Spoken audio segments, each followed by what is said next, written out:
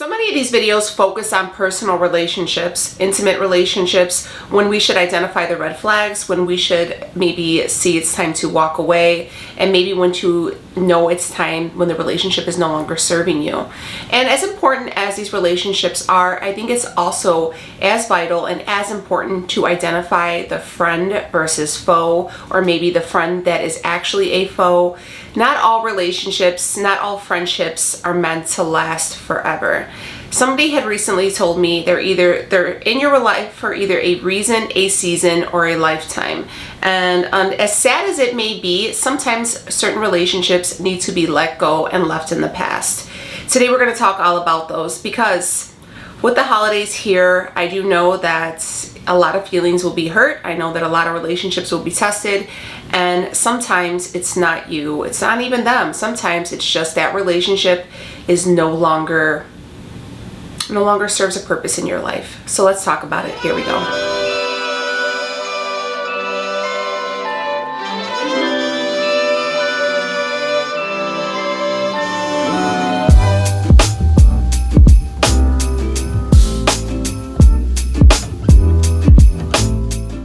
Hey friends, welcome back. My name is Danielle and this is the Feminal Society. On Sundays, we have the Feminal Society. The Feminal Society was basically a passion project of mine. It has been a journey on self-awareness, self-reflection, my journey on basically leveling up, becoming that girl, and just being the best version of me, and not only physically, but mentally, spiritually, emotionally, all of those things. And while on this journey, I have been taking you along with me, and we've been deep diving into some really hard topics that it's hard for us to talk about, or it's hard for us to really take ownership of. And I feel that this topic was actually brought up to me. Last week we talked about relationship red flags, and I said, hey, you know what? I really can't be a relationship guru because I really haven't had that great of luck in romantic relationships, with the exception of my husband. But somebody said, hey, can you talk about friendships? And I said, yes, I can, because I have had many friendships that have seen their time and ended, and many that have lasted the years and that I hold near and dear to me. And what was the difference? What made the difference? And the thing is I feel like a lot of times when friendships end, there's always like a finger pointing, especially with women. Unfortunately, women are our own worst enemies, and we're gonna get into all of these things. So if you guys are struggling with that personal relationship, a friendship, maybe it's not only a friendship, maybe a business relationship, and it's draining, and you're wondering, is it you? Is it them? What's going on? We're gonna talk about that. So without further ado, let's just get into the nitty-gritty of things. Before we actually jump into the video, I do want to remind everybody that we are doing Vlogmas. So this is, I believe, Vlogmas Day, whatever. And I am uploading every day in December up until December 23rd. So if you guys are new here, hi, how are you? It's so great to meet you. I would love for you to stick around and please subscribe, hit the notification bell, and it'll be great to leave a nice comment down below to help me with the algorithm here on YouTube, because you know, we tend to get lost in the mix because there's a lot of us on here, and you know, I would just love to be seen more, and I could really use your help on spreading awareness and really spreading the channel. So thank you so much, and all right, let's talk all things friendship. As I stated before, I feel like with women especially, as I noticed with my husband in his relationships with his friends, women tend to be our own worst enemies. And things change in our lives, okay? A lot of relationships not only end because somebody did something to you, some just happen to end because you evolve. You're no longer the same person you were when that relationship initiated. Now, a lot of people believe that if you've had a friendship from grade school, preschool, and you know, some people are blessed and they could say, hey, I've had the same best friend since I was 6 years old. They've been my ride or die, and they have been by my side for the last 30 years, and they are my person. Not everybody is that lucky for many reasons. You're not who you were at 6 years old. You're not who you were at 12 years old. You're not who you were at 18. Hell, you probably aren't even the same person you were pre-pandemic days. People change, people evolve. That is the beauty of being a human, is evolution, right? that is no fault of your own. Some people outgrow each other. Some people stay stagnant in their life and the other person may evolve. Now, I'm not saying that it's the other person's fault or it's your fault or you should be ashamed that you have changed or they should be ashamed that they haven't. It's just the way life is. It is very hard to navigate this life as it is, but when you add in the relationship burdens, especially ones that are beyond, you could have a great marriage, but your relationships with your friends may be struggling, and it's because people don't understand that your life and your friendship, even though at one point in your life may have been your end all be all, no longer is that, because your priorities changed. And I can say this, my relationships with my friends, I love them, but my husband and my children will always trump. My relationship with them will always trump them. It's just the way it is. It's priorities. It's who comes first on the totem pole. My children, my husband, my family, and then my friends. That is what's important to me. That is who I find to be in the importance category. And maybe if they don't have children, maybe they're not married. Not everybody is the same. Maybe somebody's saying, hey, you know what? My career comes first, then my husband, then my kids, then my fam. And that's no fault. Whoever is on your priority list or your totem pole is completely up to you. But for me and some others like me, that is the list of things. That's how the priority goes. So if you don't hear from me for, 3 to 4 days or a week or two, then, it's because I have life. And, some people are lucky enough. Like, I have a girlfriend I've had since grammar school. Do we talk every day? No. We rarely talk, to be honest. I probably talk to her once every year. But I can pick up the phone and I can tell you today that she will be there for me in a dime. And I will be there for her. And we can pick up and chat it up just like we haven't lost any time at all. Because that friendship to me is timeless. She knows that I have a life, and I also know that she has a life, and it's busy and it's chaotic, and I do not want to be a burden on her. I don't want our friendship to be a burden.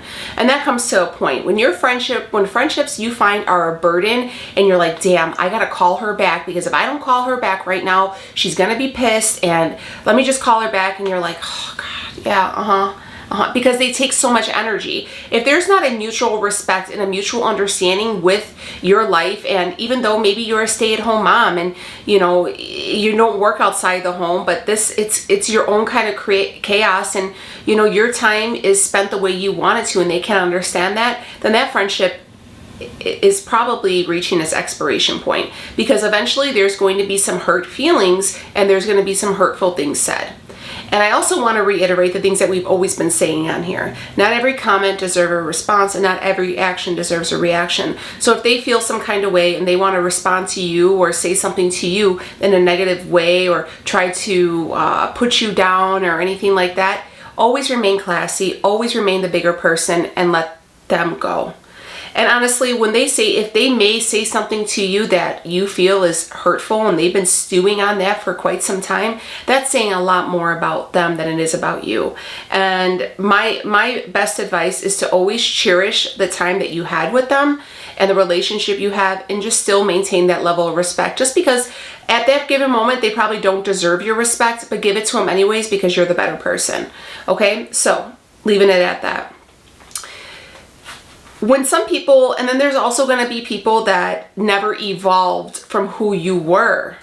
So if you may have friends that you grew up with, maybe friends that you met in your party clubbing days before you had a husband and kids, and they're still on that, like, hey, let's go out to the bars this weekend, hey, let's do this, and you're like, no, it's not my scene, I don't really want to. And sometimes the most people can give in a relationship is a phone call. Like, that's the most time I can give you right now, because that's all that I have is, a quick 30-40 minute phone call once or twice a week just to catch up and tell you, hey, I'm here for you, what's going on, is all that they're giving up so much of their own life to give that much time to you. And if they don't appreciate that and they still want more, then that relationship is starting to reach its expiration point. And again, that's when you got to start pulling back. You could say, hey, look, you know what? I don't really want to do that. I understand that that's what you want to do. That's where you like to, what you like to do in your spare time. But hey, when I got a day off like that and I have this free time, I really want to spend it doing X, Y, and Z. You know, I got, you know, the holidays are coming. I got my kids going on. I got Christmas recitals, birthdays, you know, or maybe just say, you know what, on that day, I don't feel like doing anything and I just want to stay home. And I appreciate the invite, but it's just, that doesn't sound like fun to me, you know, and that's okay. You don't have to put yourself in an uncomfortable situation and do something you don't want to do because of peer pressure. Because let's face it, when they're calling you and trying to get you out and you don't want to go, they're peer pressuring you. And I'm going to be honest with you, I'm 37 years old. I don't feel like being peer pressured. And if you can't take the no for what it is, then I'm sorry. I appreciate the invite, but just know not to invite me next time. My feelings won't be hurt. You know, that's just not my thing. You know, but also try to meet in the middle. So for example, if you have a friend who always likes to do this or that, and you know, you're one of the people who are like, hey, I really don't have time for this, or I'm really busy, I got X, Y, and Z going on, you know, but they keep trying to make time to see you physically and you're not meeting them, then maybe you need to reassess. Is this relationship important? Is it this time with them important? Are you making excuses because you just don't want to see them? Or are you just making excuses because you know, what is the underlying reason? Because if they're consistently trying to hang out with you and trying to meet you in the middle, like, hey, maybe I'll stop by. Can we stop by and I'll have coffee at your house? Or come by my house, we'll have lunch over here, bring the kids, you know, where they're trying to really fit your life and trying to make it happen and you're not the person, that's also not fair to them. And you should not do that to them because they're trying. And that's also saying a lot more about you as well. So if you're not willing to do this for this person, then you need to also own up to where your issues are and say, hey, look, I appreciate all this right now, but you know, there's a reason why you're not hanging out with them. Right? There's a reason why you're not, you know, when they're making every attempt and you'd be like, you know what, look, I just don't find we have much stuff in common. I mean, you just can't leave them. If this relationship means that much to you, you should at least give them the respect of a reasoning for why you're always never wanting to meet them halfway. And maybe they can, you know, address the issue like, hey, you know what, you're a smoker, you know, you always smell like cigarettes. I don't want to go to your house because your house smells like cigarettes. You know, you're coming over here, you're smoking on my front porch, you know, you can leave all your cigarette butts and, you know, the neighbors are complaining, you know, just say, hey, you know what, I appreciate it, but every time I leave your house, I smell like cigarettes. Your car, I smell like cigarettes. I don't want my kids around that.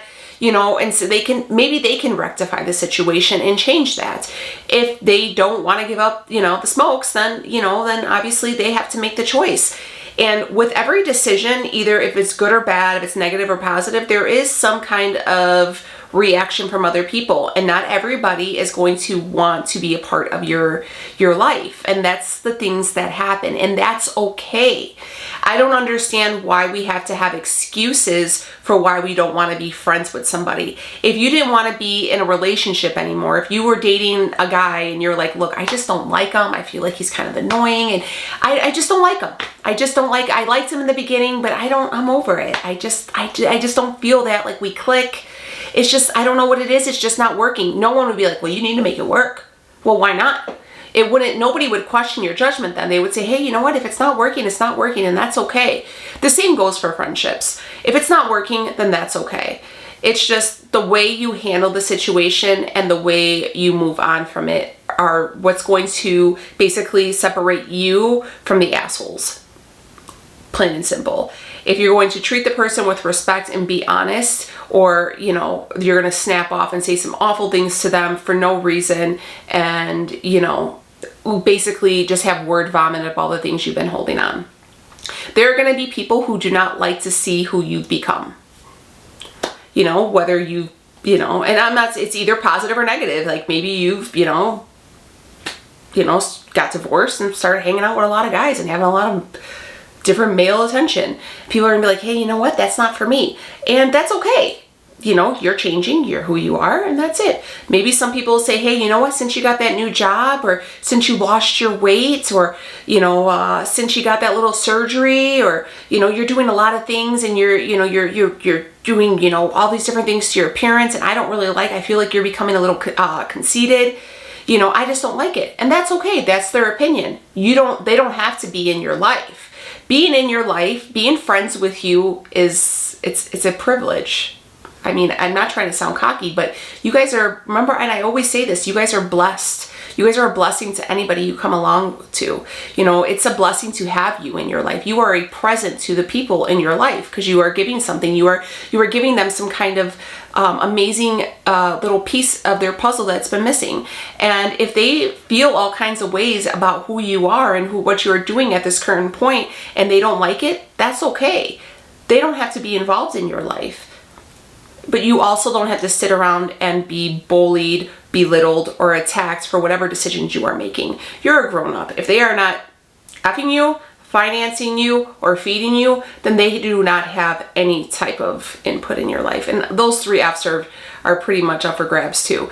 There is nobody in this world that should be able to belittle anything you're doing, to make you feel bad, or to judge you, especially if there's somebody who's supposed to be in your corner. For example, I have a best friend. Her name is Mary. Me and Mary went to respiratory school together. I met Mary when I was, I think, what was I, 27, 28?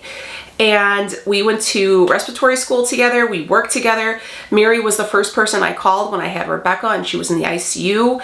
And she was my person when things were going bad at work and we weren't working together. I would call her and be like, hey pal, listen, let me bounce these off. I know that I can pick up that phone at any given moment and she will be there. Okay?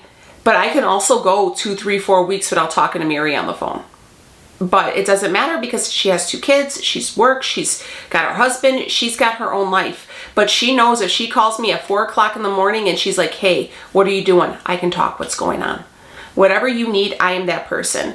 You know, for Mary also had a baby during the pandemic and we weren't able to see her, you know, and it was heartbreaking. And, you know, she understood because this is life and she knows that these things happen and she's always in my corner. She's always supporting me. She shows my videos off to people when I don't even tell people in real life what I do. And she's like, hey, did you see my friend? Hey, what do you do? She'll tell strangers. She is my biggest cheerleader and I am her #1 fan. Whatever my girl decides to do, I am cheering her on. If my girl wants to go get a vaginal rejuvenation, I will go with her and I would be like, yeah, show me. It looks pallid, looks great, photogenic. You know, when, you know, she's been through some things. She's had some really, really trying times and I was there when she cried, when she was sad, whatever she needed me to be, I was that person. And she's always been that person to me because I respect her, I love her, I adore her. I also feel the same exact way for her husband and her children. Those are my nieces, that's my family. And that is a friendship that will last always. Am I the same person I was when we were young and bright-eyed and bushy-tailed about the medical field and taking on this whole new career? No, I am not. I'm actually completely opposite of who I was back then. My babies were little. I was, you know, gonna do this whole career in respiratory and life changed. But she understood that and she stood by me and she supported me. Same thing with her. You know, when I met Mary, she wasn't even engaged yet. She was still a single. Her and her husband were just dating. She was different and she evolved, but I evolved with her and I watched her chapters and her seasons of life change and I always was there applauding her. And that is who you need in your corner. You need somebody who is going to be a witness to your seasons of change and be the person to applaud you and support you, but she will also tell you, hey pal, look, take it down a notch. I don't know. You know, we don't always see eye to eye on some things, but I respect her and she respects me and we always meet in the middle and I always respect her opinion because not everybody's going to be the same and not everybody's going to have the same thoughts or ideas, but you respect them. I've also had friendships where, you know, they were super important to me when I was younger and as I've gotten older, they just weren't the same. And you know, just things happen, people change, and I'm not who I was. You know, I was not very confident. I was always kind of a doormat for people, and that no longer is happening. And, you know, I don't wish anybody any ill will. It's just that relationship was for a reason. It had its season, and it ended. I wish them all the best. I love them for who they were in my life, but obviously who we are now is no longer who we need in our life, and that's okay. The difference is how you react to the situation, how you treat them, and how you exit it. Don't be petty, don't be ugly, don't call people names, don't talk about people's kids, don't talk about people's appearances. And if you have a problem with something they're doing and you're holding it in and you're festering it and you're gossiping about them to other people, that's when it's time to leave. And here's the thing, guys, you don't have to, you know, make this big exit of someone's, I don't want to talk to you anymore, don't call me ever again.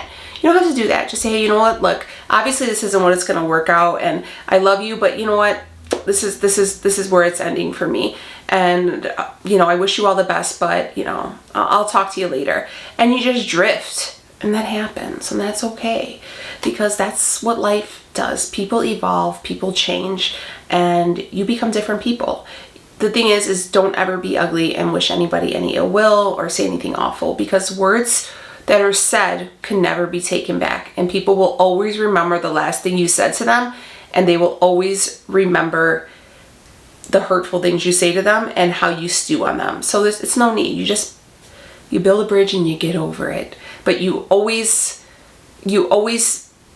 take the classy approach. Not every action deserves a reaction, and not every comment deserves a response. And if they are saying awful things to you or about you or who you are right now, that's deflection. And just know that having you in their life is an honor. You are a privilege, you are a blessing, like I said. And if they no longer want that blessing, or you no longer feel that you need to bless them with you in their life, that's okay. Whoever told you that you can't do that, and you know, I feel like my mom has said this to me. Oh, you're just gonna walk away from that friendship for all those years? Yeah. This isn't. I can promise you, when you do stuff like that and relationships like this meet a boiling point, it's for a reason. Things have happened for a reason. Things have been said for a reason. And just because you have, you know, 10, 20 years of friendship underneath your belt doesn't give anybody the right to treat you like garbage or to treat you like second class. And you should not have to justify your leaving, because nobody deserves to be treated less than what they expect. You know, and if you allow just a friend who you've picked, who you've chosen, who you've had in your life, who you bring around your children, around your family, to treat you like that, then where is the line drawn? Where do you stop other people from treating you like that? Because people witness that and they'll say, oh, well, she don't care. And then other people are going to treat you like that. It's going to be a chain effect. And then where are you going to be at? You're going to be in a downward spiral of believing their crap and believing what they say to you or about you or to you or how they talk to you is acceptable. And you're going to allow people to treat you that way, and you're going to start to believe it. And we do not do that. You remember who the hell you are. Okay? And if they have a problem with that, don't let the door hit you where the good Lord split you, baby. Okay? I hope you guys enjoyed this video. I know it's difficult. I know these conversations are difficult and they're uncomfortable, because you're going to wonder if you're doing the right thing, and you're also going to be like, oh my God, but we used to have such good times when we used to go out, and I remember I would laugh all the time and we were so much fun, and I wish you would have known them back then. I've said that exact comment. I wish you would have known them back then. I wish they were, I mean, yeah, they were fun back then. But they're not anymore, and you're not who you were back then, and you're not doing the same things you were doing back then. What are they doing now? What are you doing now? How are they fitting who you are now? If a relationship is physically, mentally, emotionally taxing on you to have, if you have to mentally prepare with either seeing them, talking to them, or hearing them, it's an expiration date. And that's just the way it is. I'm sorry to be the one to tell you, but in the Feminal Society, we're not in the business of changing people. We're not in the business of accepting less and mediocrity. And we're in the business of being the best versions of ourselves and surrounding ourselves with positivity, light, and abundance. And if they're not contributing to any of that, then they gotta go. Bye, girl. My name is Danielle. This is the Feminal Society, and I will see y'all in the next one. Bye, friends.